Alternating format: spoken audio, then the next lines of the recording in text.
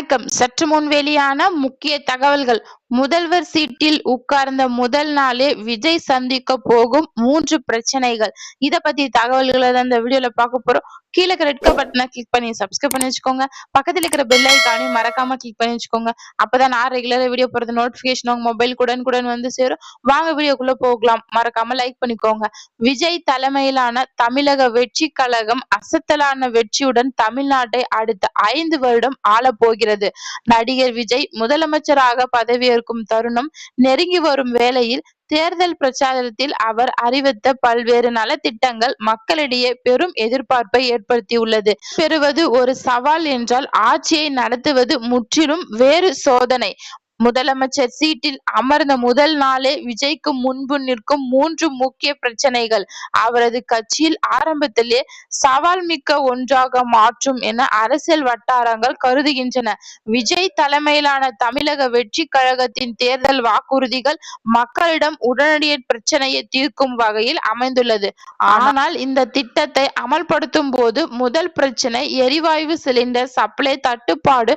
உலக அளவில் நிர்ணய பகுதிகள் ஏற்படும் பதற்றம். எரிவாயு இறக்குமதி கடுமையாக பாதிக்கப்பட்ட நாடு முழுவதும் சப்ளை தட்டுப்பாடு இருக்கும் நிலையில் இதை விஜய் தலைமையிலான அரசு எப்படி உடனடியாக செயல்படுத்தும்? இந்தியாவில் பெரும்பான்மையான சிலிண்டர்கள் இறக்குமதி செய்யும் நிலையில் விலை உயர்வு, சப்ளை குறையும் ஏற்படும் அபாயம் உள்ளது. மேலும் இந்த இலவச சிலிண்டருக்கு ஒரு மானியம் அளிக்க வேண்டிய நிதி சுமை மிக பெரிதாக இருக்கும். சர்வதேச சந்தையில் எரிவாயு விலை உயர்ந்தால் அரசின் செலவு இன்னும் அதிகரிக்கும். இதனால் திட்டத்தை முழுமையாக அமல்படுத்துவது அல்லது படிப்படியாக செயல்படுத்துவது என்று முதலமைச்சருக்கு போகும் விஜய்க்கு முதல் நாளே தீர்க்க முடியாத கடுமையான முடிவாக அமையும். குடும்பத்திற்கும் மாதம் 200 யூனிட் வரை இலவச மின்சாரம் வழங்கும் வாக்குறுதி மக்களிடையே பெரும் வரவேற்பை பெற்றுள்ளது. இது மின்சார கட்டணம் சுமையிலிருந்து பல குடும்பங்கள் விடுவிக்கும் என்பதால் இது 2 மாதத்திற்கு ஒருமுறை செலுத்தும் மின் கட்டணம் குறையும். ஆனால் இந்த திட்டத்தின் நடைமுறை சிக்கல் கோடை காலத்தில் தான் வரும். அப்போது தான் மக்கள் மத்தியில் மின்சார தேவை மற்றும் பயன்பாடு மிக அதிகமாக இருக்கும். குளிர்சாதனம் பயன்படும் அதிகரித்தால் அரசு அதிக அளவில் மின்சாரம் வாங்க வேண்டிய நிலை ஏற்படும். தமிழ்நாட்டில் மின்சாரத்துறை நிறுவனங்கள் ஏற்கனவே பெரும் கடன் சுமையில் தத்தளித்து வருகின்றன. இந்த நிலையில் ஏற்கனவே இருக்கும் 100 யூனிட் இலவச மின்சாரத்தால் வருமானம் குறையும் நிலையில் தற்போது 200 யூனிட் கொடுக்கும் விஜய் தலைமையிலான தமிழக வெற்றி கழக வாக்குறுதி கொடுத்துள்ளது. இதற்காக அரசு பட்ஜெட்டில் இருந்து கூடுதல் நிதி ஒதுக்க வேண்டிய கட்டாயம் தற்போது உருவாகியுள்ளது. இல்லையென்றால் மின்சாரத்துறையின் நிதி நிலைமை மேலும் மோசமாகும். எனவே 200 யூனிட் இலவச மின்சாரத்தை எப்படி தொடர்ந்து வழங்க முடியும் என்பது விஜய் தலைமையிலான புதிய அரசுக்கு முதல் நாளே வரும் முக்கியமான பிரச்சனையாகும்.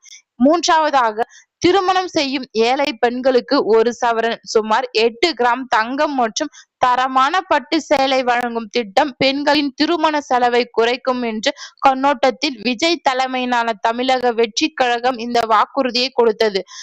இது சமூக அளவில் முக்கியமான உதவியாக அமையும். ஆனால் தற்போதைய சந்தை நிலவரம் படி 1 பவுன் தங்கத்தின் விலை சுமார் 1,22,000 ரூபாய்க்கு உள்ளது. இந்த திட்டத்திற்கு ஆயிரக்கணக்கான பெண்களுக்கு அமல்படுத்துவதில் அரசுக்கு ஏற்படும் மொத்த நிதி சுமை மிக பெரிய அளவில் இருக்கும். தங்கம் விலை உலக சந்தைகள் ஏற்ற இறக்கத்துடன் உள்ளதாக என்பதால் இந்த திட்டத்தின் செலவு ஒவ்வொரு வருடமும் ஒவ்வொரு நாளும் மாறுபடும். இதனால் நிதி ஒதுக்கீட்டை சரியாக திட்டமிடுவது முதலமைச்சர் விஜய்க்கு முதல் நாளே சவாலாக அமையும். 3 திட்டங்களும் மக்களின் அன்றாட வாழ்க்கையை நேரடியாக மேம்படுத்தும் வகையில் இருந்தாலும் அவற்றை நடைமுறைப்படுத்துவது அரசின் நிதி நிலைமையை பாதிக்கும். உலகளாவிய எரிவாயு விலை உயர்வு, மின்சார தேவை அதிகரிப்பு, தங்கம் விலை மற்றும் ஆகிய அரசின் செலவு அதிகரிக்கும். இதனால் நிதி பற்றாக்குறை அதிகரிக்கும் அபாயம் உள்ளது. திட்டங்களுக்கு நிதி ஒதுக்கீடு பாதிக்கப்படும் வாய்ப்பு இருக்கிறது. விஜய் தலைமையிலான தமிழக வெற்றி கழக ஆட்சிக்கு வந்தால் முதல் நிலை மாதங்கள் அரசின் நம்பிக்கைத்தன்மை தீர்மானிக்கும். வாக்குறுதிகளை நிறைவேற்றினால் மக்களின் நம்பிக்கை அதிகரிக்கும். ஆனால் நிதி நிலைமையை சரியாக கையாளவிட்டால் நீண்ட கால பிரச்சனைகள் உருவாகும். எனவே விஜய் தலைமையிலான புதிய அரசுக்கு முதல் சோதனை இந்த வாக்குறுதிகள் எப்படி நிலையான முறையில் அமல்படுத்துவதும் என்பதுதான் இந்த செய்திகள். நன்றி, வணக்கம்.